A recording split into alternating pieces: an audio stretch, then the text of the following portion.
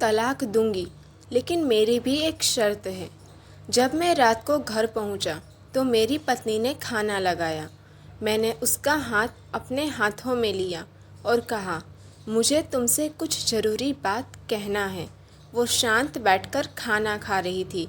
उसकी आंखों में कुछ दर्द सा साफ नज़र आ रहा था। अचानक मुझे नहीं पता कैसे कहूँ, मगर मुझे उसे बताना ही था।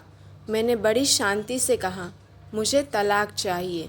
लगा जैसे उसे मेरे शब्दों से कुछ फ़र्क नहीं पड़ा, बल्कि उसने मुझसे पूछा, क्यों तलाक चाहिए। पहले जितनी उसमें वो कसाव नहीं था और चेहरे पर कुछ हल्की झुर्रियाँ नज़र आ रही थी और बाल भी सफ़ेद होने लगे थे। ये वही औरत थी जिसने अपने जीवन के 10 साल मुझे समर्पित किए थे। चौथे दिन जब मैंने उसे उठाया तो वो पुरानी रोमांच लौटने लगी थी। पाँचवें और छठे दिन वो पुराना प्यार फिर जागने लगा। मैंने प्रिया को इस बारे में कुछ नहीं बताया था। अब उसे उठाना और आसान हो गया था। शायद हर रोज़ यह सब करने का मैं आदी हो गया था। एक दिन वह अपनी पसंद की साड़ी निकाल रही थी, लेकिन कुछ खास नहीं ढूंढ पाई। उसने सांस भरते हुए कहा कि उसके सारे कपड़े बड़े पड़ने लगे हैं। तब मुझे पता चला कि वह काफ़ी दुबली हो गई है और इसलिए मैं उसे आसानी से उठा पा रहा था।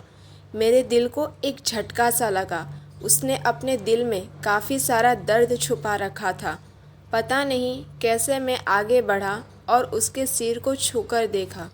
अचानक हमारा बेटा आया और बोला कि पापा, ये तो मम्मा को उठाकर बाहर ले जाने का समय हो गया है। उसके लिए अपने पापा द्वारा मम्मा को इस तरह उठाकर ले जाते हुए देखना जीवन का अभिन्न हिस्सा बन गया था। मेरी बीवी ने हमारे बच्चे को बुलाया और ज़ोर से उसे गले लगा लिया। मैंने अपना चेहरा दूसरी तरफ कर लिया।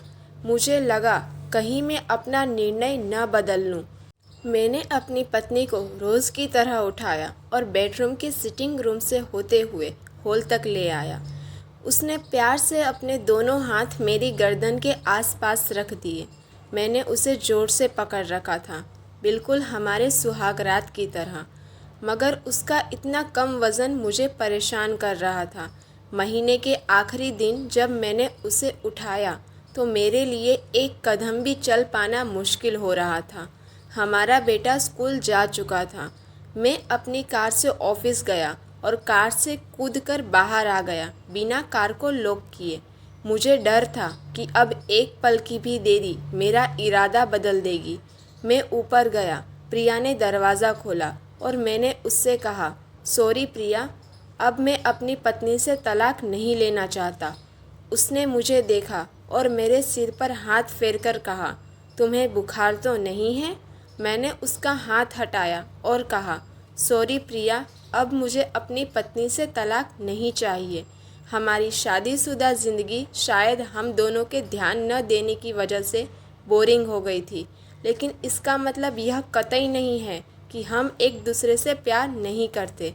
अब मुझे एहसास हुआ है कि जिस दिन मैं उसे शादी करके अपने घर लाया था, उस दिन से जीवन के आखिरी दिन तक मुझे उसका साथ निभाना है।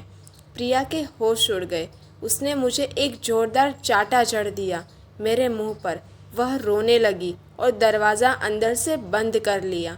मैं सीढ़ियों से नीचे उतरा और आकर अपने कार में बैठ गया। आगे एक फूल वाले की दुकान पर रुका और अपनी प्यारी पत्नी के लिए एक सुंदर सा गुलदस्ता लिया। दुकानदार ने पूछा कि इस पर क्या लिखना है। मैंने मुस्कुराते हुए कहा कि मैं तुम्हें जीवन के आखिरी दिन तक यूं ही उठाता रहूँगा, मेरी अर्धांगिनी। उस शाम जब मैं घर आया, हाथों में गुलदस्ता लिए, मेरे चेहरे पर एक मुस्कान थी। मैं ऊपर अपने कमरे की तरफ भाग कर गया, लेकिन तब तक वह मुझे छोड़कर इस दुनिया से जा चुकी थी, हमेशा के लिए। वो कई महीनों से कैंसर से लड़ रही थी, लेकिन मैं प्रिया के साथ इतना खोया हुआ था कि कभी ध्यान ही नहीं रहा। उसे पता था वह जल्दी ही मुझे छोड़कर जाने वाली है, इसलिए वह मुझे और मेरे बेटे के रिश्ते को टूटने से बचाना चाहती थी। मैं नीच उससे तलाक लेना चाहता था, लेकिन फिर भी उसने मुझे अपने बच्चे की नज़रों में एक प्यारा पति और पिता बना दिया था। जीवन की छोटी छोटी बातें रिश्तों में बहुत महत्व रखती है। बड़ा घर, बड़ी कार और बैंक बैलेंस ये खुशियों का हिस्सा ज़रूर बन सकते हैं, मगर अपनों के बिना इनकी कोई कीमत नहीं।